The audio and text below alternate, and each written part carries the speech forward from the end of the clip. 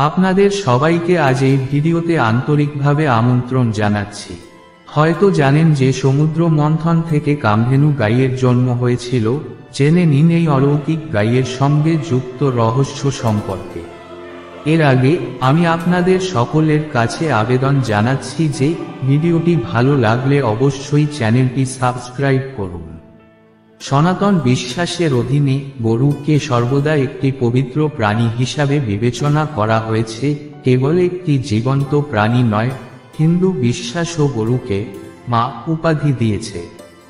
গরুকে মানুষের লালন পালনকারী হিসাবে বিবেচনা করা হতো এবং এটি থেকে প্রাপ্ত দুধকে অমৃতের মতো বলে মনে করা হয়। কিন্তু আপনি কি গরুর সম্পর্কে জানেন? যুগ যুগ ধরে গরুকে শ্রদ্ধা করা হয়ে আসছে। আপনি যদি হিন্দু ধর্ম বোঝেন বা হিন্দু বিশ্বাস সম্পর্কে জানেন, তাহলে সম্ভবত আপনি কামধেনু গরুর কথাও শুনেছেন। হিন্দু ধর্মের অনেক ধর্মীয় গ্রন্থে কামধেনু গরুর উল্লেখ রয়েছে। কথিত আছে যে কামধেনু গরুর ঐশ্বরিক শক্তি ছিল, যার শক্তিতে তিনি তার ভক্তদের প্রতিটি ইচ্ছা পূরণ করেছিলেন। যার কাছে এই গরুটি ছিল, সে সব দিক থেকেই অলৌকিক উপকার লাভ করেছিল। কিন্তু এই গরুর দর্শনেও মানুষের প্রতিটি কাজ সফল হয়েছিল। কামধেনু গরুর দুধ, যা ঐশ্বরিক শক্তি অর্জন করেছে, তা অমৃত এবং অলৌকিক শক্তিতে সমৃদ্ধ বলে মনে করা হতো। এই কারণেই কামধেনু গরুকে কেবল একটি প্রাণী হিসাবে বিবেচনা করার পরিবর্তে মাতা উপাধি দেওয়া হয়েছিল। একজন মা যিনি তার সন্তানদের সমস্ত ইচ্ছা পূরণ করেন, তাদের পেট ভরাট করার জন্য খাবার দেন এবং তাদের লালন পালন করেন। কিন্তু আপনি কি জানেন গরুটি কোথা থেকে এসেছে? একটি কিংবদন্তি অনুসারে সমুদ্র মন্থনের সময় দেবতা ও অসুররা সমুদ্র থেকে অনেক কিছু পেয়েছিলেন, যেমন মূল্যবান রত্ন, অপ্সরা, শঙ্খ, পবিত্র গাছ, চাঁদ, পবিত্র অমৃত, অন্যান্য দেবদেবী এবং এমনকি হালাখালা নামে একটি অত্যন্ত মারাত্মক বিষ।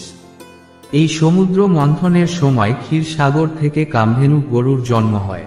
পুরাণে কামধেনু গরুকে নন্দ, সুনন্দা, সুরভি, সুশীলা এবং সুমনও বলা হয়। গরুর সঙ্গে অনেক কিংবদন্তি যুক্ত রয়েছে। কৃষ্ণ কাহিনীর সমস্ত চরিত্রই কোনো না কোনো কারণে অভিশপ্ত হয়ে জন্মেছিল। কাশ্যপ বরুণের কাছে কামধেনু চেয়েছিলেন, কিন্তু বরুণ তা ফিরিয়ে দেননি। তাই তারা বরুণের অভিশাপের কবলে পড়েন। আরেকটি কিংবদন্তি অনুসারে কামধেনু গরু সম্পর্কিত আরেকটি গল্প বিষ্ণুর মানব রূপ ভগবান পরশুরামের সাথে সম্পর্কিত, যা অনুসারে সহস্রার্জুন একবার তার পুরো সেনাবাহিনী নিয়ে বন অতিক্রম করেছিলেন এবং জমদগ্নি ঋষির, ভগবান পরশুরামের পিতা, আশ্রমে বিশ্রাম নিয়েছিলেন। মহর্ষি রাজাকে তার আশ্রমে অতিথি হিসাবে স্বাগত জানান এবং তাকে আশ্রয় দেন। সহস্রার্জুনের সেবায় তিনি কোনো প্রয়াস ছাড়েননি। এটি এমন একটি সময় যখন ঋষি জামাদাগরীর কাছে দেবরাজ ইন্দ্রের কাছ থেকে প্রাপ্ত ঐশ্বরিক গুণাবলী সহ কামধেনু নামে একটি বিস্ময়কর গরু ছিল। রাজা জানতেন না যে এই গরুটি কোনো সাধারণ প্রাণী নয়, বরং ঐশ্বরিক গুণাবলীর কামধেনু গরু। কিন্তু কিছু সময় পরে রাজা যখন গরুটির অলৌকিক কাজগুলি দেখেন, তখন তিনি হতবাক হয়ে যান। মহর্ষির আশ্রমটি খুব সরল ছিল, সেখানে আর কোনো সুযোগ সুবিধা ছিল না এবং কাজে অংশ নেওয়ার মতো কোনো পরিচারক ছিল না। কিন্তু মহর্ষি তৎক্ষণাৎ কামধেনু গরুর সাহায্যে রাজা ও তার সমগ্র সেনাবাহিনীর জন্য খাবারের ব্যবস্থা করেন।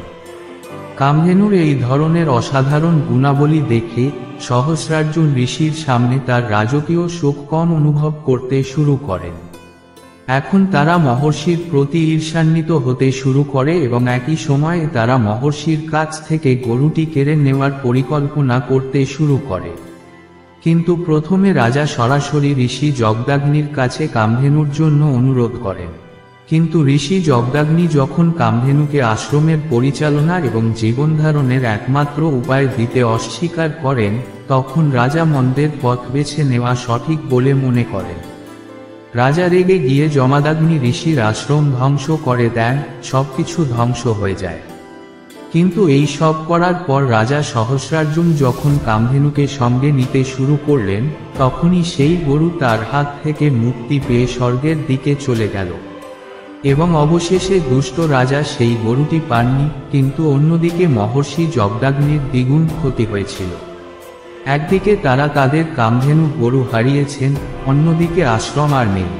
কিছুদিন পর মহর্ষির পুত্র ভগবান পরশুরাম আশ্রমে ফিরে আসেন এবং এই দৃশ্য দেখে বিস্মিত হন।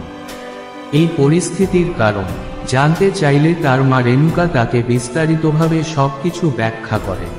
পরশুরাম তার পিতামাতার অপমান এবং আশ্রম ধ্বংস দেখে ক্ষিপ্ত হয়ে ওঠেন। একই সময়ে শক্তিশালী পরশুরাম দুষ্ট সহস্রার্জুন ও তার সেনাবাহিনীকে ধ্বংস করার সংকল্প নেন। পরশুরাম তার পরাশু অস্ত্র নিয়ে সহস্রার্জুনের শহর মাহিষ্যতিপুরীতে পৌঁছন। এখানে পৌঁছানোর পর রাজা সহস্রার্জুনের সঙ্গে তার প্রচণ্ড যুদ্ধ হয়, কিন্তু পরশুরামের দুর্ভেদ্য শক্তির সামনে সহস্রার্জুন নিজেকে বামন বলে প্রমাণ করেছিলেন। ভগবান পরশুরাম একটি পরাশু দিয়ে তার হাজার হাজার বাহু ও ধর কেটে দুষ্ট সহস্রার্জুনকে হত্যা করেছিলেন। কথিত আছে যে সহস্রার্জুনের হত্যার পর পরশুরাম যখন তার পিতার আশ্রমে ফিরে আসেন, তখন তার বাবা তাকে এই হত্যার প্রায়শ্চিত্তের জন্য তীর্থযাত্রায় যাওয়ার নির্দেশ দেন। তখনই রাজাকে হত্যার পাপ তার উপর শেষ হয়ে যায়। কিন্তু সহস্রার্জুনের ছেলেরা কোনো জায়গা থেকে পরশুরামের তীর্থযাত্রায় যাওয়ার খবর পান।